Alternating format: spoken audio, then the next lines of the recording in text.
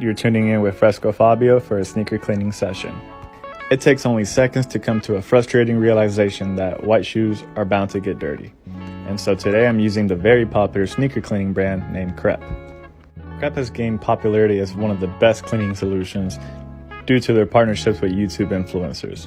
But disclaimer, I am not sponsored, so I'll be giving you a very truthful, unbiased opinion on how the formula works. So here you can see I'm just cleaning the dirt off my laces, giving that a good scrub with the hard bristles, and they came out bone white, almost like the day I got them. But how does it do against the yellowed midsole of my Ultraboost and the cage and prime knit upper? I'm going in. I'm dubbing all over the sneaker. And does it work? Well, we'll be finding out very shortly.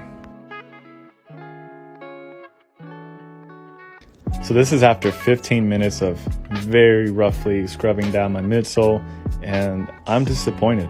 I still see yellow all over that Boost midsole. The prime knit looks actually decent enough to pass as white, and the rib cage is not too bad. But I think I could have achieved the same results with just soap and water.